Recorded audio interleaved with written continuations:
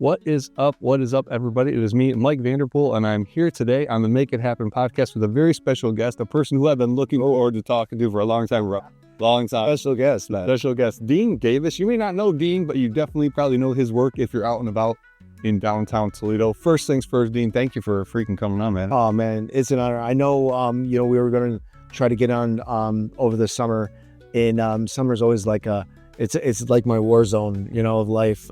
But in the season's always getting crazy.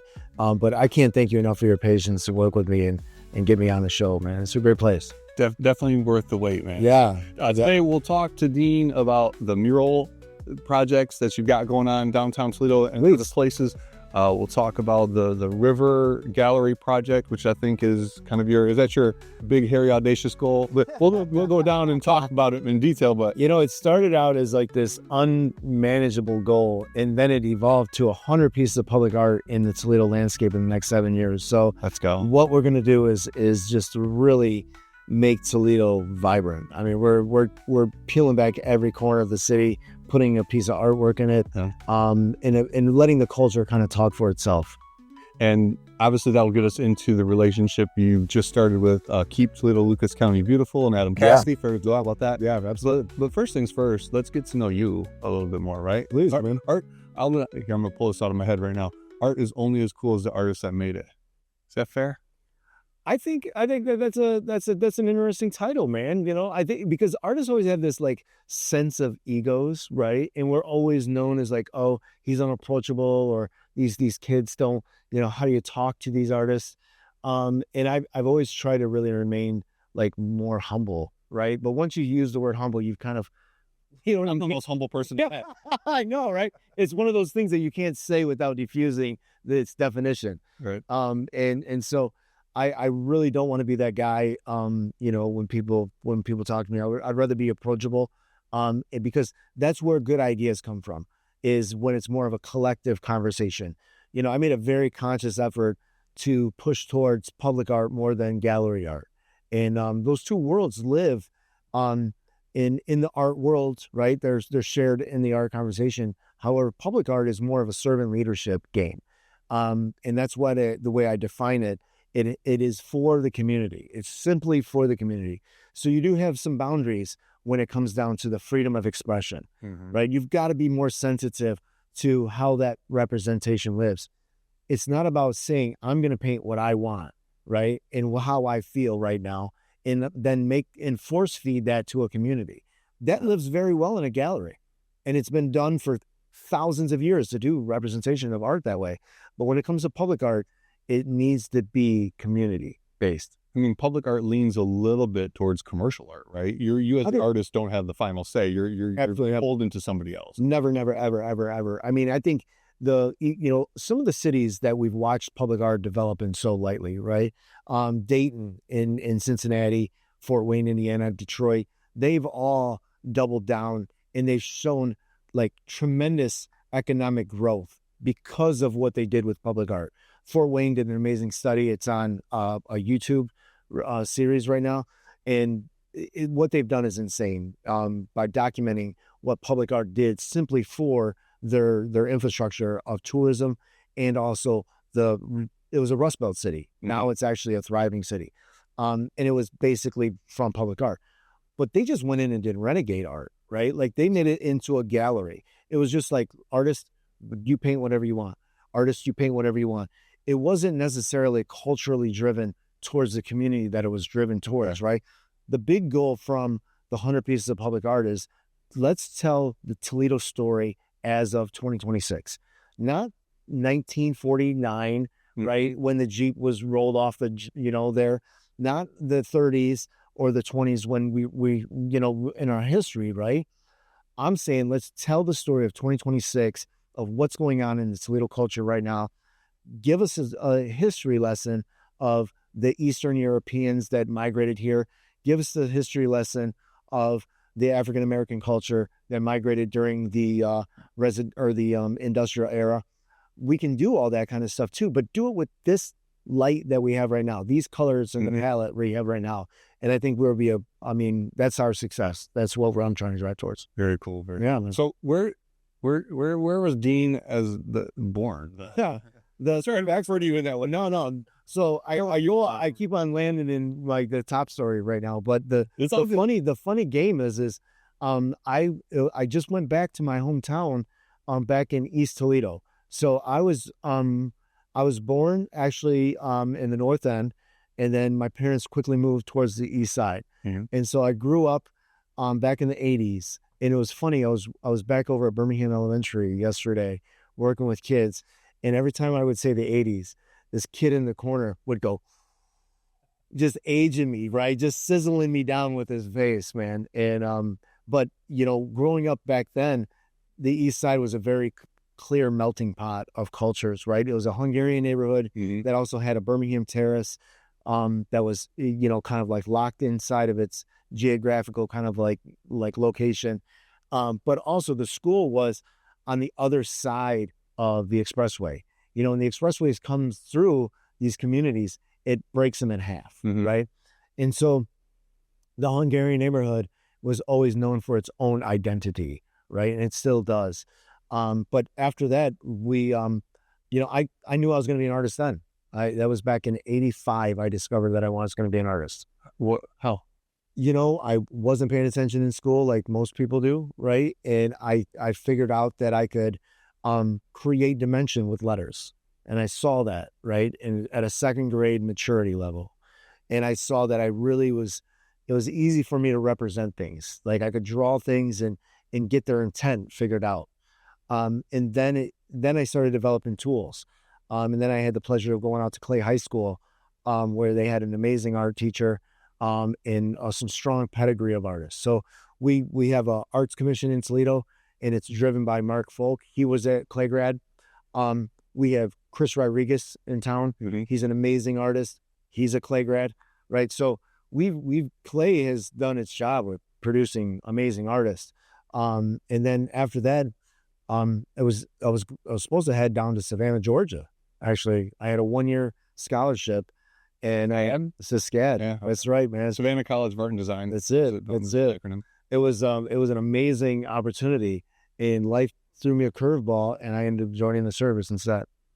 So I ended up doing 3 years in the Navy, learning my discipline the hard way, right? Kind of doing some hard stuff. Artists aren't known for getting up early and all that kind of stuff.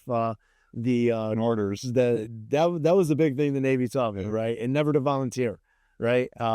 And so you put yourself as an artist in that world, and thank God I wasn't mature enough, right? Because I was able to kind of like learn the most I could through hard knocks. And so once I got home, hit the ground running right back to the art world. And the art world found a way to always kind of sit idle and wait for me. And it was what was so beautiful about it was it did sit there and wait for me to kind of develop my own soul to where I could actually do what I do now today. But I mean, even after the railroad, even after I tried the art world again in Toledo, we didn't have an infrastructure. Toledo didn't have a strong infrastructure for artists to kind of. When was this? Sorry. So this would be back in 90s, like late 90s, early 2000s. But Toledo didn't have artists that could make it as artists. You had to make it as a tattoo artist, right? You had to make it as maybe a graphic artist, right? But artists weren't kind of like surviving well under that kind of like the way things have been done. And so I was told, you can't do this as a job. It's not going to be a real job. And I was forced to join the railroad.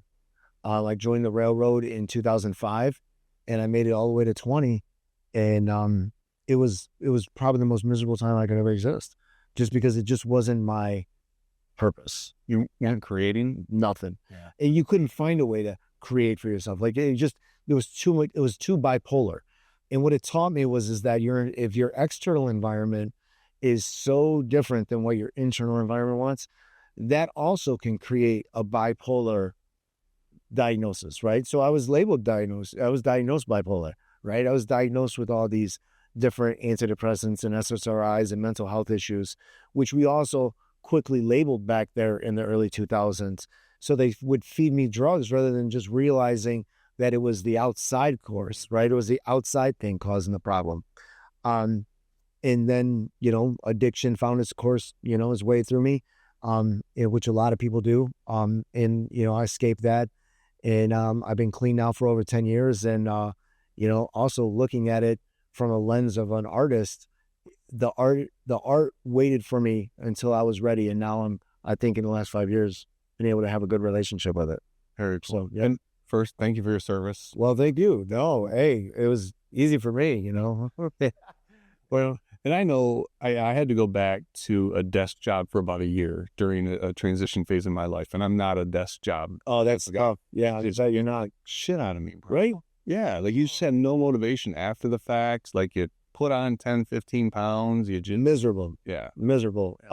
And a lot of people on the railroad, they deal with a lot of mental health issues, and And they probably self-medicate either with alcohol or if it gets too bad, something else, right? that's right.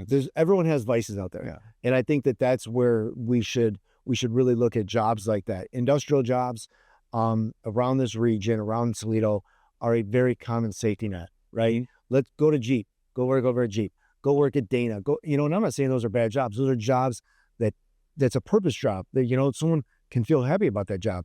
However, if the person themselves, and I think this younger generation is really showing us older generations, hey, we don't need to do that for the rest of our lives. And a pension is not really even guaranteed that much. Mm-hmm. So how much are we really going to gather from this thing? And they're living their best life right now. And I'm not saying there's not a balance there, but I am saying it's actually not a bad way to think about things, right? Well, I play around in a lot of different circles, talk to economic development folks, everybody else, and like this idea that we're going to draw young creatives here. I always push back. We just need to keep the ones that we have. Our young creatives don't want to go work in a factory, industrial manufacturing. Again, there's not a place for those, and not that there's people for those, not that those aren't great jobs, but they're not for everybody. Absolutely. And I would argue, and this is what you're talking about, getting into opportunity for people who want to express themselves through arts. Absolutely. Who find their purpose through art that lifts everything that they're doing. And if everybody's lifting, then I would argue the whole city, the whole region. Everything's going to come up. Everything's going to come up. And I think from a creative side of things, a visual artist has a little, footprint in that conversation. But I think more importantly, I think what people saw me do was that I invested myself and I took a chance, right? Dave Ball was a great asset. He's got the space that we're in right now. And he gave it to me at a rate that I could feasibly do, right? I could take a chance with. And I think we have a lot of amazing developers that are willing to do that for other artists as well. But that doesn't mean they're going to give it to you for free, and also I think that let's get that shit off the table right now. We don't need to give anybody anything for free. If you think you deserve something like that, or if you think you're entitled to anything like that, just get on the sidelines, stay over there and wait until it comes to you. It's not going to, right? But there's a long list of people behind you that actually want to take a chance and are willing to put like true skin in the game and see this thing for what it's worth so that they don't have to leave Toledo. Yeah. Right. I mean, that's ultimately the goal, is to make sure that we can have something that people can live with and live for here in town. Right. And I think if we keep the pace that we're going, right, and we keep the direction we're going, people are going to tour here to buy art from Toledo artists. Mm-hmm. And that is a great, great win. That is a huge, huge win for artists in Toledo. So Dave Ball, who owns the Gardner building here, where we're at, 500 Madison is the address, right? Yep. That's our Madison. We're at the River Gallery. Yeah, this is the River Gallery Studios. And then Chris is going upstairs, correct? There's going to be more art in this building as well? Oh, my God. So one of the big things Dave's driving towards is making this whole building into an infrastructure, right? He wants to dial this thing and make it so artists feel comfortable. There's going to be like artist in residence style things up top at a very affordable rate that, artists can either live here and or work here in a studio setting. We're going to have community areas for galleries, to where, the space here that we're in right now, it's attached to where that's going to be like a community gallery. Mm-hmm. The same thing with Chris's space above us. All those kind of corridors are going to have more of a community conversation. So it's really going to be a melting pot for artists to work together in, and also kind of share ideas, share tools, and kind of really set the stage for a downtown location. We've got that out in Collingwood Art Center. Right. Tried that. That place has been there for 100 years plus, I imagine. And what are they going to do with that, right? I mean, a lot of artists don't really kind of like land well there. They really don't. Like, I mean, I don't think they feel like they're getting opportunities out of that, you know? Well, I think downtown provides a level of visibility, and specifically where we're at downtown, the energy, right? Sure. So again, Dave Ball and what he's afforded us to do over at the Toledo Tech Loft, right? Similar to what's going on here with Exactly right. and the fact that now I could walk over here when I forgot my microphone. If I walked that forward to grab that, right? This interview, like, there is definite synergy. You brought it up earlier, right? Definite synergy between what's going on in the art space and the tech space. All of us are doing creative things. If we could have a pocket of downtown energy that's focused on innovation, collaboration, helping each other, that's what's going to define who we are in the future. I agree with you 100% there. And I think the people, we're seeing the opportunities come to us now from outliers that are like stakeholders in the game, right?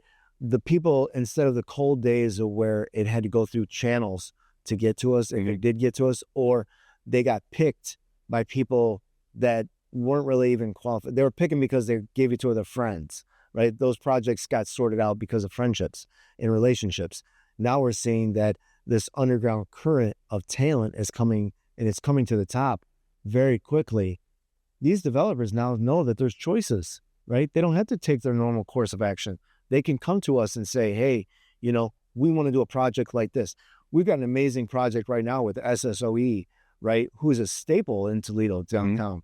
And they gave us a chance at something that was just beautiful to allow us to be the kind of like the tip of the spear with other artists. So what that means is we then did the call for artists for local photographers. Then we gave them artists. So, and we're marketing it as this is a local artist conversation. It's a local artist project through and through. And so we then kind of became like the project manager of it. And I couldn't be happier. I mean, there's no artistic like overthrow, right? An artist leading those conversations is better than a lawyer leading that conversation, right? How can a lawyer tell artists how to perform, right? Right. That's like me telling you how to lead a band. I mean, oh my God, it sounds like shit, right? I mean, the worst day ever, right? Could you imagine me being on Michigan's field? All right, yeah, fun. Yeah. That's top of the right, maybe. So what's the project at SSOE? So SSOE, what we're doing is we've reshaped their interior landscaping, meaning that inside their conference rooms and other areas, we're going to have local artists that created and captured local moments. So they have rooms that are dedicated by name, the Mud Hens room, Swan Creek room, Jeep room, right? These are how they kind of identify the wayward kind of like in their features. And we've done artwork inside there captured by local photographers, then produced here in the studio, and it'll look like architectural drawings with the original. So you're seeing a form of nature that has an architectural drawing concept. Interesting. Yeah, it's amazing. Super, super fun. And they trusted us in an amazing way. Vince down there, he believed in us. I couldn't be happier with the relationship we have with them. But that's just a entity, right? Toledo School of Arts, another monster player in the game, right? Like they are truly the pathway for artists. The portal down there was literally designed as a element of local artists creating and networking with the doers in the room. And, that school knows they're not going to produce, they're not there to produce artists. If that's what resurrects out of the going to Toledo School for the Arts, that's a good day. But the fact is they're just learning through creativity. And TPS and Durant actually also believe in that same theory by their move towards Bowser and creating a mega school for arts as well. Awesome. Yeah, it's super awesome. I mean, we're literally going to be known for our art once again in Toledo. Very cool. Yeah, let's take a quick break, and I love you. We'll be right back. Hey, folks. Thank you for listening to the Make It Happen podcast. I want to take a quick break and thank the home of the podcast, the Toledo Tech Loft. Are you looking for the perfect spot to bring your team together and spark new ideas? At the Toledo Tech Loft, they have exactly what you need. They offer 3 well-equipped conference rooms that are perfect for your business meetings and collaborative sessions. The meeting spaces are designed to help your team connect and create in a comfortable, inspiring environment. When it's time for a larger gathering, step into their workshop room, bathed in natural light from big windows and filled with a fantastic vibe. It's the ideal space for hosting networking events, workshops, and all those things that help you and your organization make it happen. Plus, nestled in the heart of downtown, you'll be surrounded by great restaurants, great scenery, and the vibrant energy the city has to offer. Come see how the Toledo Tech Loft can be your next home base. Let's go back and make it happen. All right, everybody, we are here today again with Dean Davis at the River Gallery Studio, downtown Toledo at 500 Gardner Street. Yep, Madison. 500 Madison is the Gardner building. There we are. And Dean, you're doing some awesome stuff. Thanks. We'll get back into that, but I want to kind of bridge the from the military to the railroad to now within your art specifically. How and has any of that experience found its way into your art? Do you feel like, how did that form you maybe as an artist? Oh, I think it would lay the foundation for me to be an artist, right? When you're born, you're given, I think everyone's born with creativity. I think that one of the most valuable things as young artists do is they learn the value of no, and they learn how to manipulate no to make it a yes.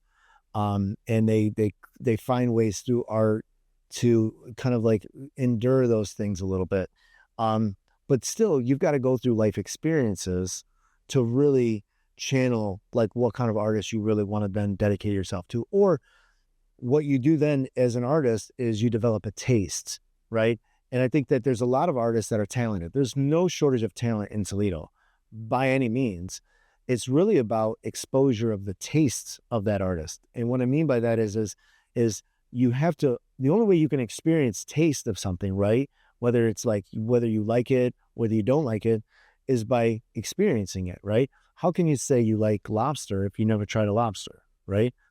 And all those seasonings that come along with it. And I think that that's the same value when it comes down to experiences. And an artist, all they're doing is they figured out a way to share their experiences with you, right? To evoke an emotion and give you like something that they had felt in their life. And you can't tell me that an 18-year-old artist can do that the same way as a 47-year-old artist can do it, right?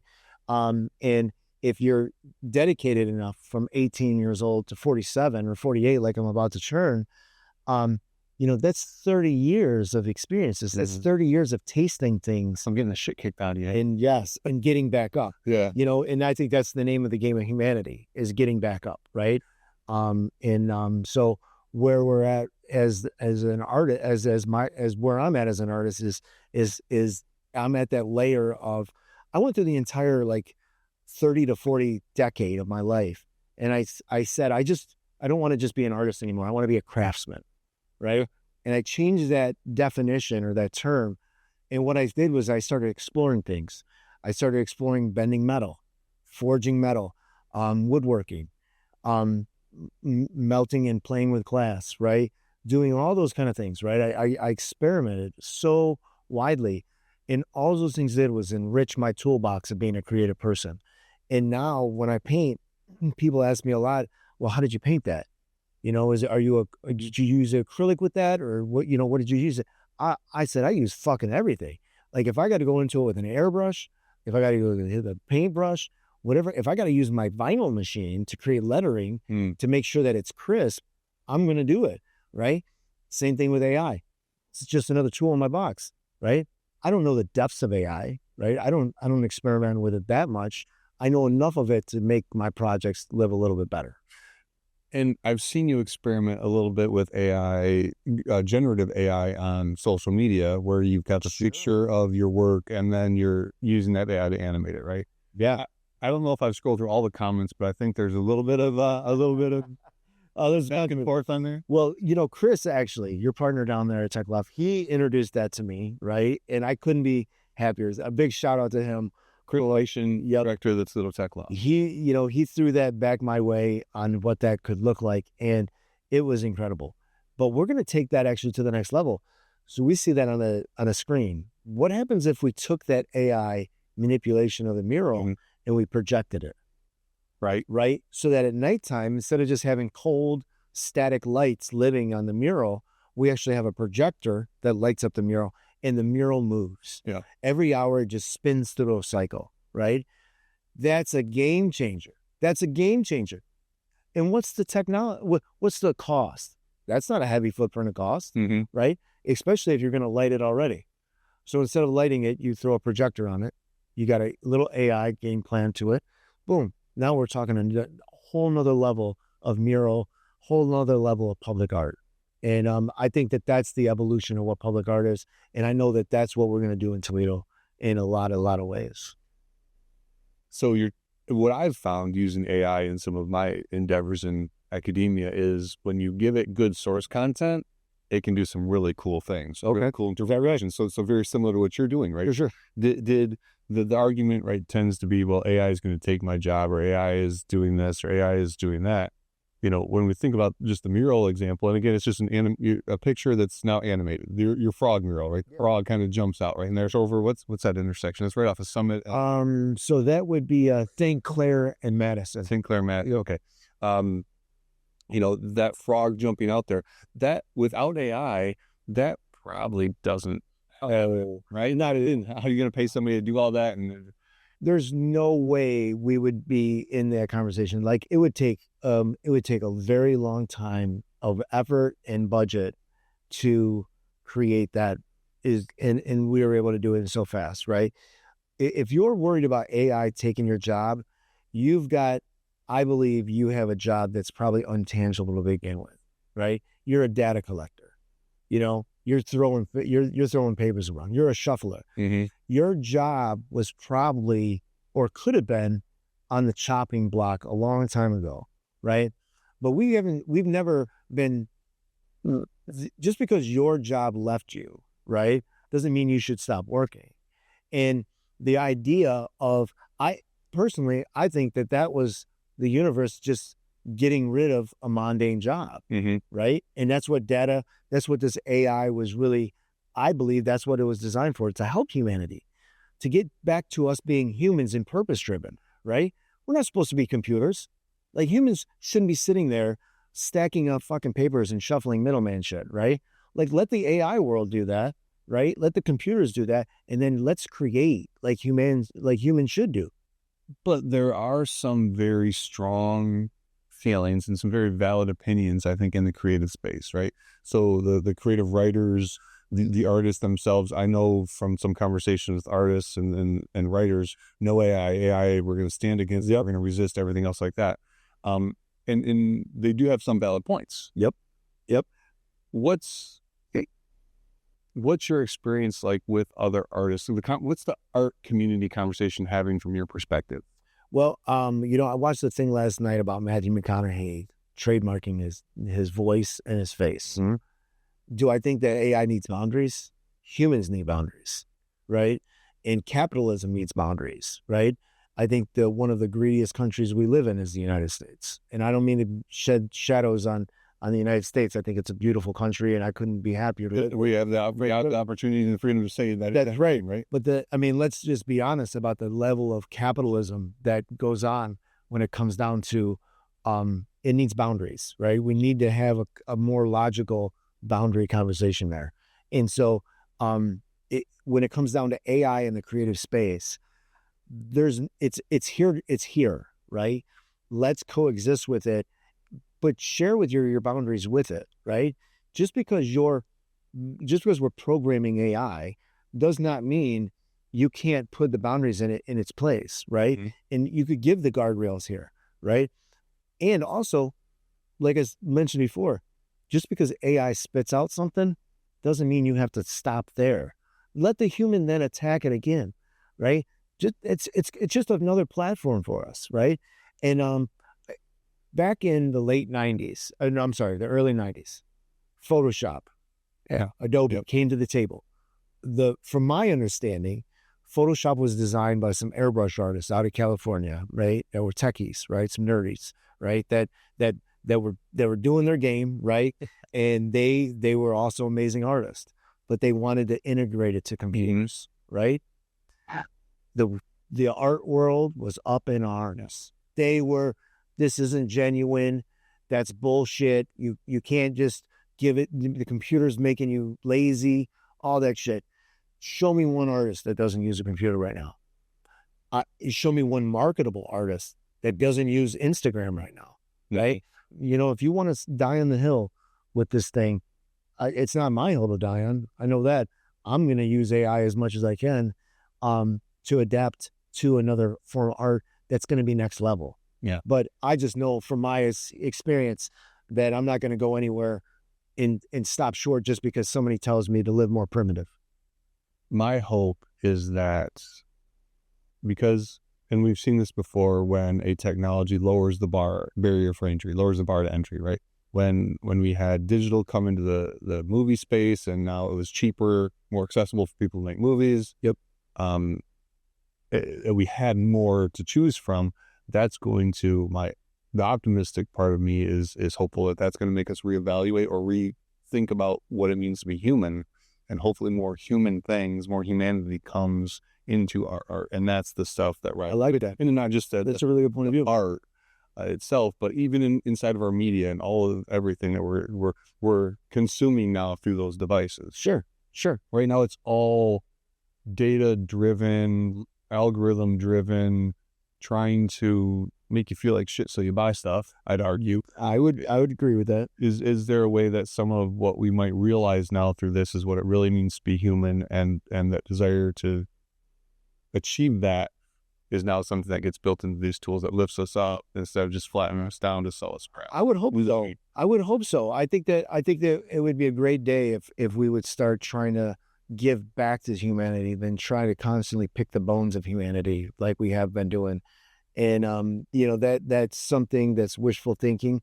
But I will say you can do it in the footprint in your community, right? Like, let's stop worrying about this ripple effect at the government level of shit, right? Let's stop trying to change that and stay on a tribal conversation that, honestly, in my belief, political games like that, it's no different than your favorite sports team, right? It's it really is. And rivalries and shouting at the person who crossed. Dude, it's wacky land stuff, right? And we just seen how sports are corrupted. I mean, I just read about that, about like this, and they were influenced by the mob and all that jazz. And that is true. I mean, it's not like we're making this shit up. That's not a conspiracy. People were shaving points and they were taking advantage of those moments. So, I mean, tribalism is probably the worst thing we can ever do, because we're on the same team. We're on the human team, right? And if you're going to play on the human team, let's start there. Let's just start there. How do we make us better? And getting to that, one of the things that I'm just now realizing with this conversation, again, thanks team for doing this with me, but public art is one of the few things I can think of right now that I can go experience, and there's not something trying to take $1 out of my pocket. Well, yeah. So I went to, my daughter and I went to GalaxyCon, which was a convention. I've been to all kinds of conventions. You go to the fair, everything is like, give us $1 somehow, some way, right? Sure. You got a penny left. They'll take a penny and squish it, right? Like, they want every last piece of everything out of your pocket. Then, right, you can't just, there's very few things that you can just enjoy because free, and it's not trying to sell you something. Mm-hmm. But the public art, the art that you're doing downtown and other places, that feels like that is one of those things that is giving more than it's taking. Absolutely. And that's few and far between in our world today. It really is thank you for seeing that. And I love that perspective so much, because it really is about that. And, you know, as an artist, I think another thing is artists, whether they understand it or not, are in a sense a superhero. They have a superpower to them. We have the ability to influence emotions, right? We have the ability to time travel. Think about a song that you heard in the most depressing moment of your time, right? Mm-hmm. Hear it on the radio tomorrow. You will go back in time, right? Mm-hmm. It gives you optimism. It gives you depression. I mean, these are the superpowers that true superheroes have, right? I mean, you can look into the future, right? That's how things are invented. Mm-hmm. As an artist has them in their head first, right? That's exactly what fortune telling is all about. We have the right to, we make magic, you know? If I get you to say, how did you do that? That's magic. I just perform magic. So as an artist, it is a right, right? But it's our responsibility to do it the right way. And I think as public artists, we all want this kind of like grandeur, right? As an artist or a human being, to like make our grain of sand the most important grain of sand, right? That was the grain of sand that moved the boulder over the hill, right? Mm-hmm. And as public artists, we do this in a fashion, and I believe it's this because we want a sense of immortality. We want to live in a space for 30 years, way after we're dust. And that's what I experience when I do a mural, right? I want this painting to go up, and in 30 years from now, someone sees it and has this evoking emotion that changed their life. That right there is a beautiful day for me, Well, and I like what you said earlier, and let's get into the river gallery project. Like, this public art feels like it's a unburied time capsule, right? You're capturing like what's going on in the community, what's going on environmentally. All of those things are kind of filtering through your arm and onto the wall. What's going on here with this the river gallery project? So it sounds a little ambitious. I don't know. No, I think it's one of those scary moments, right? When you unravel it to the world of what your dream is going to be.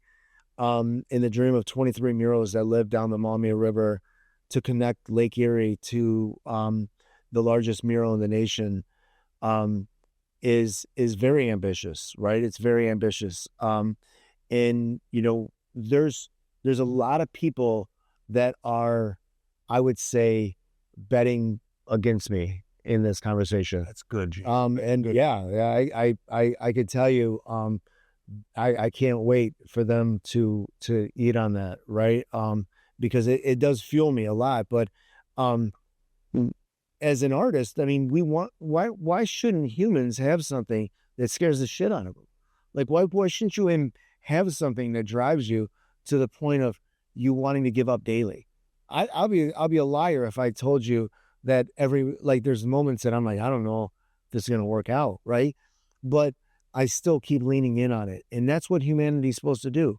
And that's what I think an artist truly should be doing, right? You have to go through those ugly stages.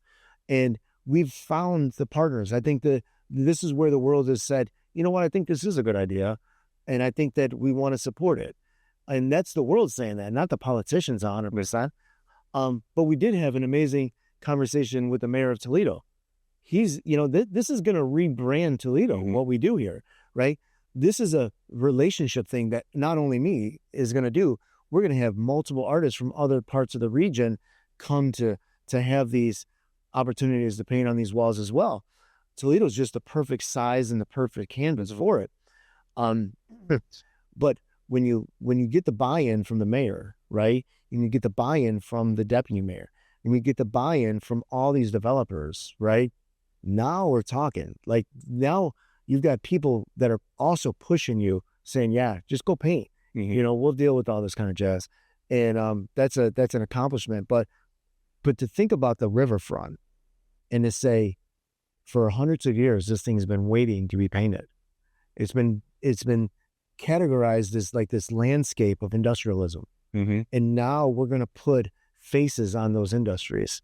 That's powerful in my eyes, right? To be able to do it in that way. And I couldn't be more excited about that opportunity. I didn't think about that. I just spawned that idea off when I was up on the wall at 130 feet, and I looked down the river and I said, man, we could do fucking a whole bunch more of these things, man. Let's talk about the kind of the inspiration for this river gallery project, specifically the largest mural in the country. So we have the largest mural in the nation right now, here, right in Toledo, right in here, man, right in our backyard. And it's funny how so many people like hear that, right, and they understand a little bit about that at just like they only have a very Cliff Note version of the content of what that mural is. That is a Toledo mural. That was not done by any other artist outside this city. right? The real bone makers of that thing, the real foundation of that was done by myself and 6 other artists in the city. We had other artists in this region. So let me maybe step back a little bit and say it was a regional artist conversation because we had 2 or 3 other artists from Detroit. But as the lead artist on that project, I can tell you if the Toledo artist didn't step up, that mural would not have been done, period. No questions asked. Whatever social media wants to try to narrate, I can prove to you that that is the truth about that. So when we talked to the mayor about that project recently, that's what we're going to label that as. That's a Toledo artist mural. That's a Toledo mural. And when you take something that's the largest one in the nation, and we don't really talk, we don't hear about it much anymore, do we? Right? It's kind of lost its flair. We should be investing in that, right? Tourism should be built on that. Well, it's kind of dug in like a tick. You got to take a boat on it. You can't really see it from 75 being safe. So Lucas County and Toledo is working on creating a viewing area that's right across the river, right? That's going to live right in a very easy way. That's not going to be intrusive to Anderson's, because that's the biggest hurdle right now is you got industries over there. And ever since 9/11, you got to watch the heightened sensitivity of safety and security and all that jazz. So they've got an area that's going to be dedicated from it, but also we're going to have tours going up and down the river. So can you imagine, for example, we got a cruise line now here in Toledo, right? That drops us here. Before that cruise line even hits over, like in docks, it's going to see 6 to 12 murals.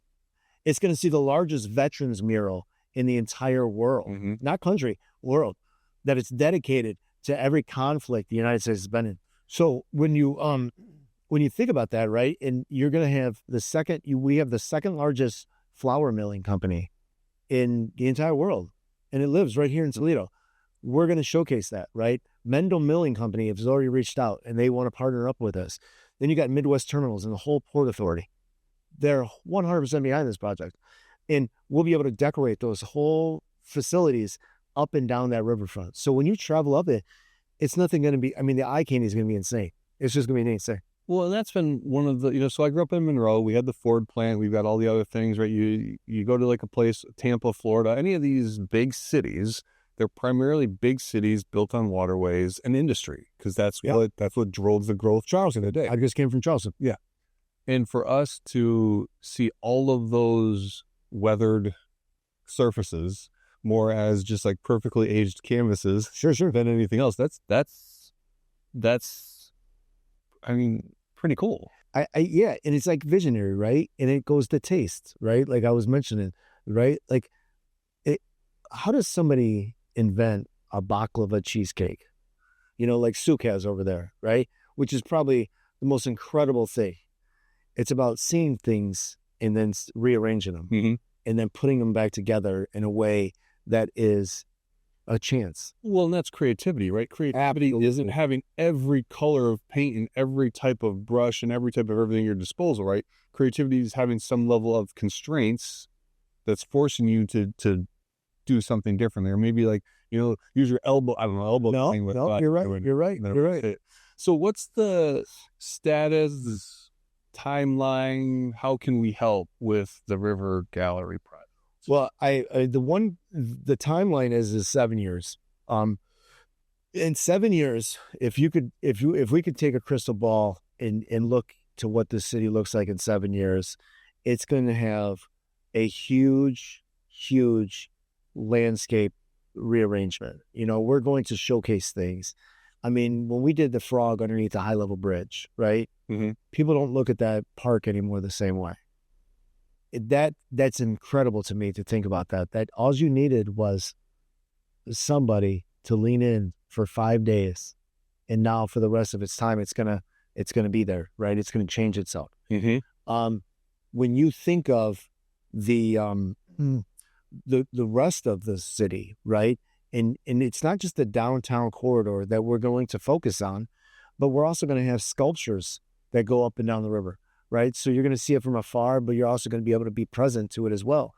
And when you value that, right? And then you start saying, okay, that's a lot here, but what about, let's not abandon like Oregon, Ohio. Let's not abandon Maumee or Sylvania or other areas at Toledo that's not downtown, right?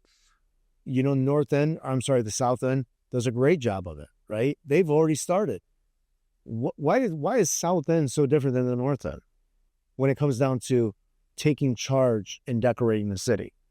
I couldn't answer that question. I wish I did know the answer, because I would promise you, let's do the same thing the South End is doing, because now they've got something to build on. And I was on an interview one time and they said, well, it's like putting lipstick on a pig. Sometimes you're just doing the lipstick then, right? It's the job of everyone else, the community, to do, right? You can't do all the lipstick. Mm-hmm. And I think that from a development side of this, we're going to see a lot of changes coming because of the public art and what the River Gallery project's all about. Yeah, they want to say, let's admit it, Toledo has a reputation. Every place has a reputation. Absolutely does, man. And if we want to improve that reputation, you can't just say it. Mm-hmm. You have to show it. Yeah. And one of the quickest, easiest ways to show it is to make it look better, right? Paint the walls, maybe hang a couple pictures, swap out the furniture, right? And what you're doing is starting from a very high public visibility place. You're starting, and whoever else is involved, right? From Dave Ball, Adam Cassie, look, it's kind of beautiful. Amazing. Everybody here is like starting from, I would argue, the absolute best place to start. So I only have one simple ask: how can we get some of the tech folks involved in like teching up? You guys are actually, a lot of the soul of where this project needs to like get back to the world with, right?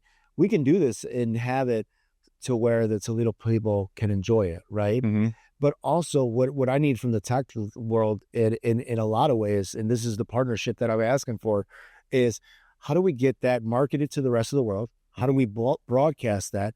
But also, how do we map it, right? And not just the public art that we're doing, all the public art in Toledo, all the great public art that the Arts Commission has done, and it's all the great artwork that even the Art Museum has done in its footprint.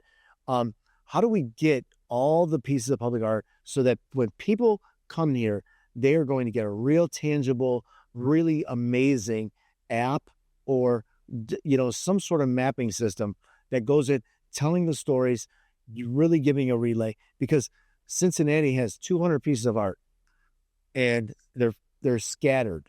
It's like a scavenger hunt. Some people like that. I don't think we can. Why do we have to do that, right? Like, let's do something more educational, and that's where the tech community I need to live in. And also when it comes down to what we were talking about projecting earlier, right? That's a tech conversation. Mm-hmm. That's where I need technology to step in and say, hey, how do we make that happen with this? And just hand it off to your guys' industry then, and you guys step up to the plate and knock it out. Can't tell you what I want. And I would love somehow like to use either like the fiber optic or LED lights, so it's not projected, but the light system is kind of embedded in it. Okay. And then from a vantage point, similar to like what you have over there by Imagination Station, where you can come in and touch and feel things. Sure. Like, they've got like, you can come in and bang on some stuff and hear some sounds. Yep. What if I could go in and touch some things and I could actually change the visual of the mural? I think it would be insane. I think it'd be insane if you created some sort of even walkway that when you stepped on it, it activated a wall, right?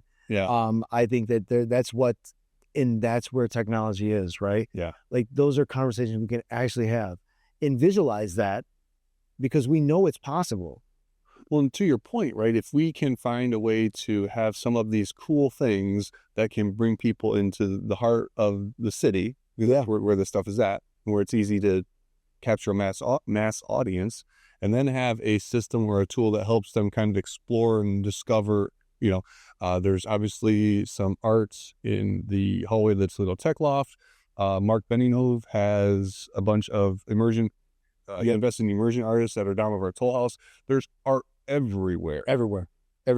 We need to map that, right? We need to give that a good dictionary or kind of like directory, right, on how do we get to these places and what should we expect when we see it? What are we looking at from the artist perspective? How easy would it be if you just went and interviewed like you're doing right now? Mm-hmm. Hey, what did that mural mean to you? Yeah. You record it, right? Now it's a timestamp. We have it forever. And when that person comes up there, they scan a QR code and it jumps and tells them what that artist statement was. That does not mean that has to live as the definition. That just is the guideline of what the artist was thinking when he created it. Take it, leave it, it doesn't matter. Just know that that's how it was created. And that's being a good coexistence. Because that's as much a piece of the story as the piece itself. Absolutely true. It's part of its core. All right, so I have one more question. Then I'm gonna give you an opportunity to fill in the blanks, anything that we didn't talk about. So, as a lifelong resident of Toledo, other than obviously your stints in the military and elsewhere, you got one day. You got one day, Dean, and you got somebody from out of town coming in who's never been here before. One day to show them. One day to show them. You got breakfast, lunch, and dinner, and then other places you're gonna go. One day, and it's the most beautiful, perfect day. It's just a godsend day. Yeah, right? yeah. I Where think you had breakfast? Where you going after that? Where are you doing lunch? And I think that breakfast wise, oof, man, that's a tough question, right? We've got so many great restaurants, and you got to kind of land in, and you're gonna have a good appetite throughout the whole day, right? 100%. Because that kind of can shuffle some shit around, man. Breakfast wise, honestly, First Watch is probably a go-to. I love First Watch. I think it's got one of those tasty, just truthful, kind of, even if it was a weird franchise element to it, it's so good. So I think no matter what, you've got to make a pit stop at the Art Museum. You're a fool to come to Toledo without seeing the nature of what that is, right? And I think what that does is it kind of preps you and primes you for being a creative person. Then I think that without it, it would take about an hour and a half right now to tour all the pieces of public art from the downtown corridor. Mm-hmm. I think you could go from the Art Museum and make a round robin tour and find yourself on the J&M cruise to see what the Glass City Riverwalk looks like, right? That would probably get us into a lunch conversation, and I would probably go down to Toledo Pickle because you got to burn off some of the shit you're doing today. So I would go down to Toledo Pickle because that's a statement place, man. That's a cool ass place. And I think for Toledo to have something like that, it truly is a great place. I mean, my wife is as active as she is, man. She likes to go down there, and it's something that it's good competition. Good food too. It's great. Oh my God, it's so good. Definitely. Right. So now I'm kind of burned off some of that energy, and we can kind of keep on moving a little bit more. I would definitely go over to the Toledo Zoo and see that kind of, for what it's worth. Best concerts I've ever seen was in that amphitheater still today. And it's going to have a hard time trying to trump that because I seen Robert Plant there a couple of years back, and that guy's a lion, man. He truly is. I mean, he looked like a lion, let alone be a lion. Got that hair. Oh, for sure. But even after that, when we're out in that area, I would stop in for a pizza at the Village Idiot and get an atmosphere of what because that's kind of what Toledo should look for, right? We're still a small town. We just do it in a big way. Mm-hmm. And I think by the Village Idiot, that would be a go-to there. What's your favorite pizza? Yeah, man. I am one of those guys that live on the edge of pineapple and pepperoni. Let's go. Yeah, I know. And you guys are you sick fucker, right? I know it. I know it to be true. But anytime during that trip, you should be in one of the metro parks because you're 5 miles away from them. And if you don't see the value of what these parks are done for the city, God, I mean, it's really what I'm building on, mm-hmm. right? I'm not doing anything that they haven't already done by trying to beautify these things in these areas. They just use nature and park settings to do it. I mean, truly, I think the River Gallery project is simply an art form of what the Toledo Metro Parks have done. Because we had parks. The Toledo Park System's great. Mm-hmm. Karen and Joe over there have been made amazing things. But the Toledo Metro Parks, man, oof, boy, did they come in hot. I mean, they've redone the whole riverfront, and they're visionaries, right? They're expanding on that. So I think that would be kind of where I was kind of laying my end part of my day at, man. Awesome. Yeah, I hope that's fair. Yeah, hey, it's your day. It's your day. I would, and I honestly, I would probably take them out to my property because there's something special about where I live, man. I live out in White House. in a log cabin. I live in a log cabin on 6 acres. And All right. I will be arrogant right now because that's better than any place I've ever fucking lived at, man. Don't tell the people how nice White House is. We don't. I know, right? Yep. Monclova's where it's. Yeah, you want to, you know what? I think it's Waterville, I say. I think it was Waterville. But no, it's like Little House on the Prairie out there. You got to cross a bridge and there's a nice setting. The White House just does a really nice job too. Like their downtown area is great. You know, you got the village, not the village. The heck, White House Inn. White House Inn. Yeah, White House Inn. Yeah, crust pizza. You got local time. The local government down there does a really good job with some of the holiday stuff. They do. They reached out last year about doing murals, and they've got some projects we're looking to do. We're in the spring, summer, probably next year. Very cool. And they believe in public art too. That's one thing. How is that happening? You know, let's answer that question. How is it happening that every small town, every big town, all are trying to figure out a way to lean in on public art? Like, why is that being such a common thread for economic growth? I wonder if it's because, and I'm pointing at my cell phone here for those that don't have the video because the video's not running. If it's because we're so engrossed in these and the screens and everything else that even when you see people walking, sometimes they're walking looking at this, right? Okay. And now what does that do, right? If I'm walking looking at this, I'm not seeing the restaurants. I'm not seeing everything else, right? I'm almost being trained like if it doesn't exist here, it doesn't exist at all. Okay. And public art being a reason for us to look up from this and being just aware of being more present, more mindful of how awesome these communities are, right? You go walk around the pond in White House. Yeah, they do that. They've got the sculpture garden, sculpture garden there. All of these things, I think it's just when we get back to what is art, right? Art is the expression of us going through it as humans. That's exactly right. That's a well-defined term. That's a well way to put it. And it's a good interpretation. Us to have the opportunity to experience other humans through art makes society better. I think I don't think I could have answered it any better than that. I think that's just a really strong way to kind of like leave art as in a conversation. And I think one of the best things you can do about art is know that you can never be wrong in your interpretation. And I think what we did wrong in our society was we gave art pedigrees. We stopped trying to be stewards of art, right? And we started punching down to people that weren't educated in art. And I see that a lot in the footprint in Toledo a lot. I do. And it's sad.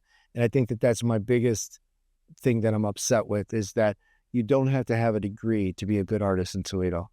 Or to have an opinion about a piece of art. Or an opinion, exactly. And exactly, I don't need to have a bank account to be educated in art, right? And even if my opinion may be less educated than yours, it still is valuable as yours. And let's stop taking that away from people. And sometimes I watch that happen in rooms that I find myself in. And I, as a creator, I want to say, what the fuck are you doing? Like that doesn't mean shit. Your interpretation doesn't mean anything different than that person's is.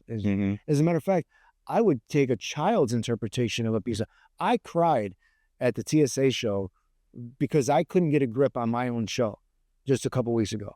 So the art show right now, Kindred Spirits, was down there, and I couldn't figure out a way for my emotions to land.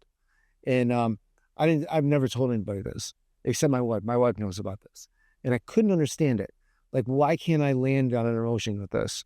And sure enough, I watched a child interpret my art, and it made me cry. It gave me a period to the whole thing. And it was so emotional to watch that and interact with that moment, but it was truthful. It was truthful. And I would take their interpretation of what I did rather than any of these other art authorities in Toledo that all they want to do is tell you you're not a good artist. And I think that's what we're trying to avoid. And we're doing it. We're doing it. So you want to kill creativity, tell someone that their art sucks. Fuck, man, right? Or tell them it's a bad idea. Yeah. Right? Yeah. I mean, if you air this, it's up to you. But they actually told me that the Glass City Riverwall was a bad idea. Do we have to say who they is? No, I'm not going to say who they There are people who thought that was a bad idea. But There was people that said that I also shouldn't do the Glass City Veterans Bridge. And that's our first one next year. well, biggest thing I'll tell you as somebody who's lived a life with haters hating, hate, Right. hate, because that motivates. That you're the feel right. There's a fuel in it, man. Well, Dean, thank you. Appreciate this, man, so much. I'm glad, Getting Randy. to know you a little bit It's more. an honor, man. Any way that we can, find. Well, obviously, we're gonna find ways to collaborate. But Yeah, I'm going to need your help this summer for sure. Your guys' knowledge and experience in that world of, we've got to get away for technology to share this project with the world. And you guys are the only forum that I trust to do that in a genuine way. I appreciate that, man. Man, thanks so much, All right, brother. Dean Davis here at the River Gallery Studio, 500 Madison Gardner Building on the corner. Did I get it right? That's right. You have the Art Tatum mural over there. You got the Frog mural on the other side. Those I begin. You got the Best Day Ever mural over there, man. The heart of it all. That's the heart of downtown here. Making it happen. Appreciate you, Dean. Thanks for everything.